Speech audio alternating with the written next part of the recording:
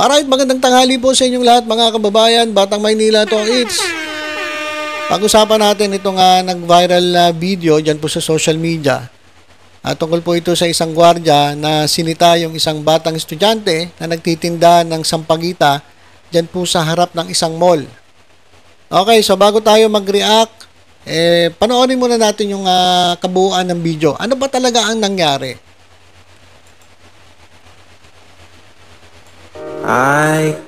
Okay, hindi na natin nilagyan ng sounds kasi may background music eh.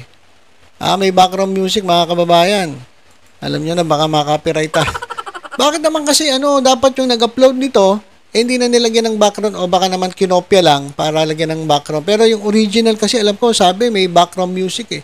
Dapat din yun na nilagyan ng background music para at least narinig natin kung ano talaga yung usapan ng batang babae at ng gwardya.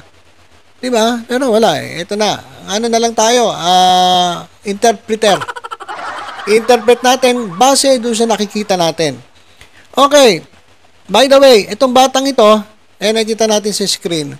Ayan po ay malamang kapatid ng babae na nandito sa ayan, malamang kapatid, magkapatid sila. Pareho silang nagtitinda ng sampagita. Ayan po yung isa, nandiyan po sa Gedli.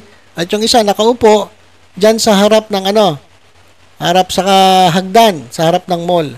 Pero pansinin niyo mga kababayan na meron din nakaupo dito sa hagdan meron din nakaupo sa hagdan. Ito, yan nasa screen. Nakita niyo naman yung mouse ko, iniikot-ikot ko para makita niyo. So meron nakaupo doon sa hagdan. At yung batang babae na sinita ng gwardiya, ayan, nasa gitna. At mukhang pinaalis ng gwardiya. Okay, so diretso natin yung video. Ayan po, kinakausap po ng gwardiya yung batang babae. Ilang beses niya tinuro mga kababayan. Yan. Sabi, doon ka na lang pumesto. Doon sa kapatid mo, kung kapatid niya yan. Doon ka na lang pumesto kasi nakaharang ka dyan sa gitna. Huwag ka dyan pumesto sa gitna kasi nakaharang ka. Pero mga kababayan, pinakita ko sa inyo kanina, merong nakaupo doon sa hagdan, banda dito sa gilid, sa Gedli. Pero ang sinisita ng gwardiya, yung babae, ito po, yung actually naka-uniforme. So, ibig sabihin, galing ito mga kababayan sa eskwelahan.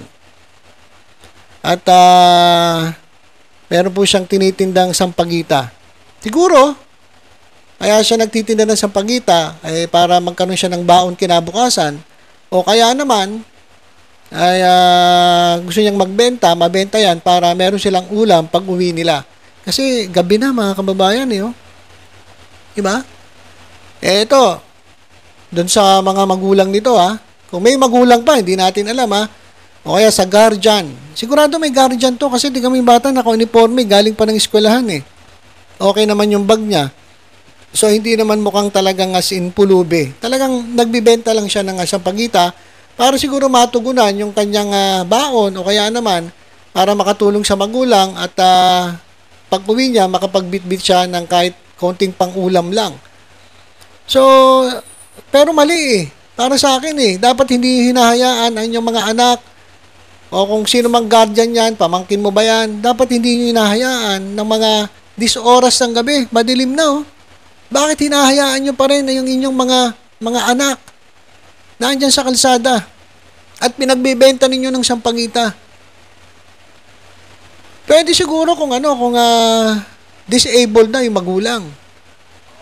Diba? So, alam nyo sa totoo lang, ang dami pong anggulo na pwede nating tingnan. Bakit nagbibenta yung bata?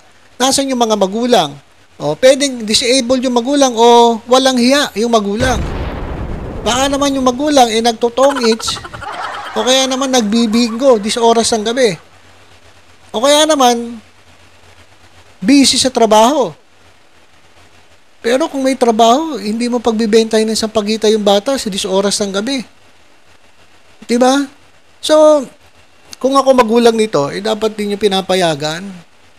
Diba? Dapat hindi nyo hinahayaan ang inyong mga anak. Kung guardian man kayo, yung inaalagaan ninyo, dapat hindi nyo pinababayaan na 10 oras ng gabi, nakakalat pa sa kalsada, at yan, nagbibenta ng sampagita. So, eto namang bata, sa tingin ko, Hindi naman to magtitinda ng sampagita kung may kaya sila. Siguro talagang magbibenta siya kasi kinakailangan niya ng pera. Pambaon o kaya naman pambili ng ulam. 'Di ba? So ayan po ay nakikita natin sa screen yung gwardiya. Mga kababayan, pinapaalis yung bata. Sabi, bawal dyan kasi daming dumadaan, wag ka dyan. Ang daming dumadaan ng mga tao. Sa gitna ng hagdan yan, sa mall, sa entrance sa mall. So, paulit-ulit tinuturo ng gwardiya yung isa. At doon ka na lang, sabi siguro ng gwardiya, doon ka na lang muna pumesto. Wag dyan. Okay? So, diretso natin.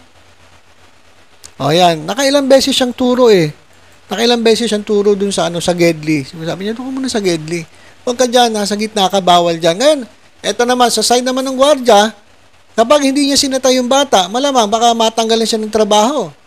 Kasi may mga CCTV yan, sigurado. Hindi lang CCTV. Dami na marites. Lahat po ng tao may cellphone. Kaya lahat naka-record. Ngayon, ginagawa ng gwardiya yung kanyang trabaho.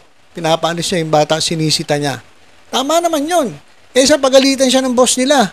Bakit hindi niyo inaayos yung trabaho ninyo? Pag sinabi na sa inyo, di ba, protocol niya, sinabi na sa inyo, bawal magtambay dyan sa gitna ng hagdan, lalong-lalo na sa entrada. Pero merong isa doon sa Gedli, okay lang yun, nasa gilid. Pero kasi yung bata, nasa gitna. So, ilang beses sinabihan yung bata, na doon na lang sa Gedli magtinda. Ito mga kababayan. Ayan po yung nangyari. Yan, nakailang turo yung gwardiya. Talagang, kahit paano naman ay ginawa niya pa rin magtimpi. Yung bata parang hindi nakikinig. Di ba? Parang hindi nakikinig. Okay. Ayan, mga kababayan. Ops. Teka lang. So, naputol yung video at umaksyon na yung gwardiya. Siguro nakita niya wala ng tao. Kasi hindi siya makaporma kanina, daming tao nagdadaanan daming tao. Kaya siguro nung wala ng tao, yan ang ginawa niya. Ito. Ayun, nung konti na lang yung tao, ang ginawa ng gwardiya, nag-akma siyang kukunin yung paninda, yung sampagita. Diba?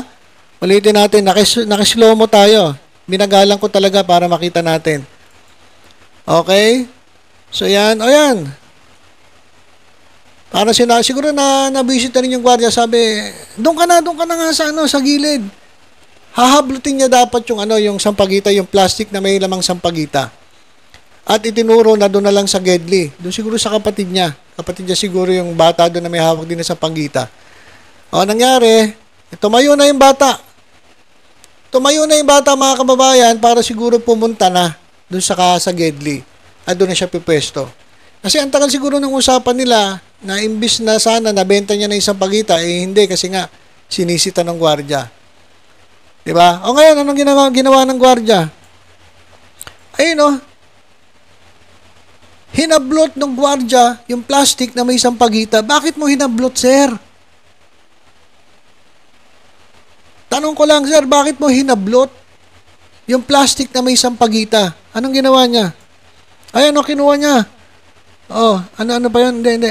Ayan, yun. Hinablot niya, tapos yung sampagita na durog.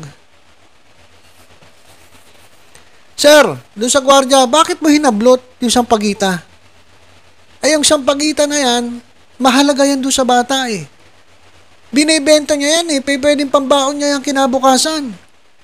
O pwedeng pangbili ng pagkain nila kapag nabenta. Pero sir, ba't mo hinablot? Anong ginawa ng bata? Galit na galit yung bata. Oops!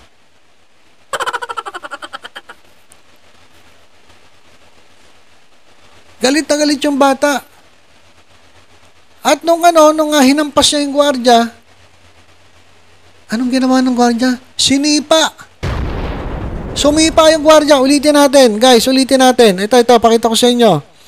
Ayan, nag-alit, tapos, oops!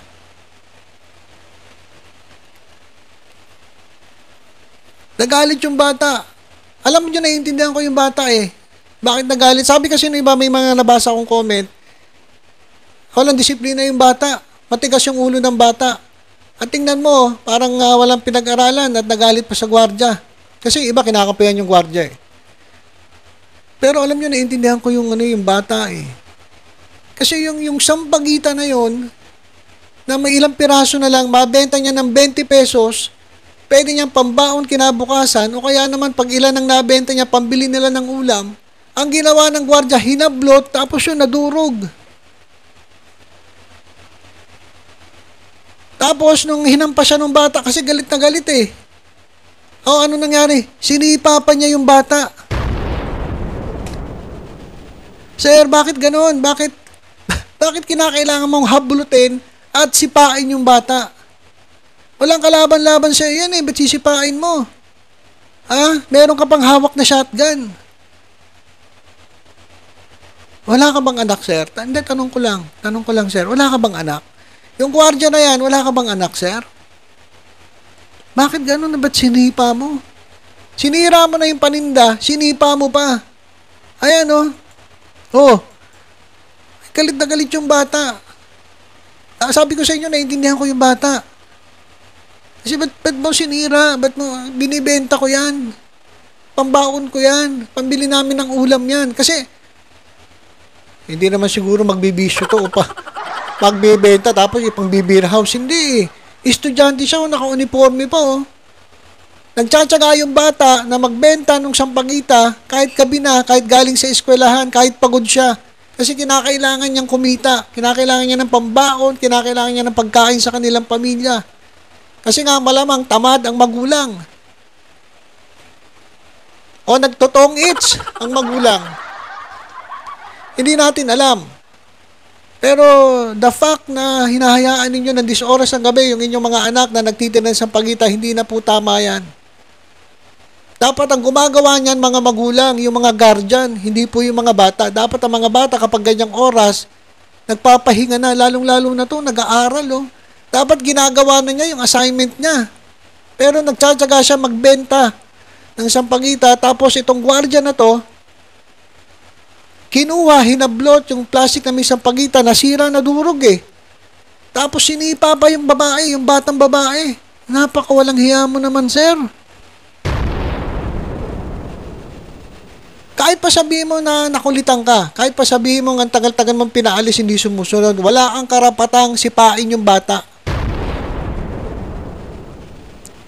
At doon siya nagsasabi na yung bata walang disiplina at lumalaban. Alam nyo, survival na yan eh. Naintindihan kong bata, survival nagalit siya. Biruin mo yung sampagita, hinampas niya na dun sa galit niya. Wala naman siyang ginagawang masama. May ginawa ba siyang masama? May nakaupo doon sa upuan doon sa gedi may nakaupo eh. O kung patas ka, dapat sinita mo lahat. Pinag-initan talaga niya itong babae nagtitinda ng sampagita. Hindi natin alam kung may previous pang mga nangyari. Kaya galit itong gwardiya na to niya sa mga bata. Hindi natin alam.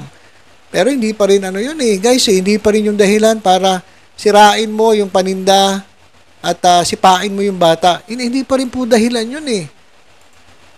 Ayan oh. Ayan, umiiyak na yung bata. Galit na galit yung bata eh. Kahit sino naman magagalit eh. Survival kasi yan mga kababayan, survival. Ano nangyari? Nasira yung paninda. Meron ba siyang maiuwi sa kanilang pamilya? Meron ba siyang pambaon para bukas? Wala na, sira na. Binayaran ba ng gwardiya yung nasira niya? Hindi. O mamaya malalaman nyo paano ko nasabing hindi. Galit na galit yung bata eh. Galit na galit yung bata. Nakaintindihan ko yung bata eh. Kasi nga, bilhin mo. Ayan ang mga kababayan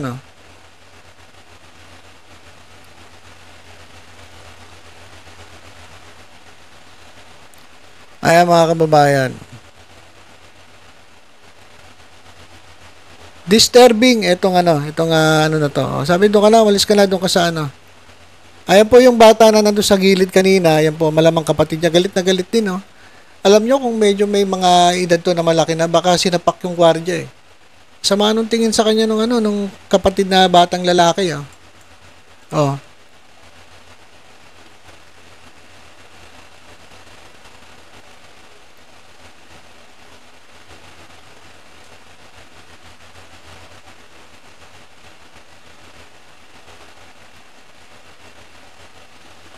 Ayan mga kababayan ah. Okay.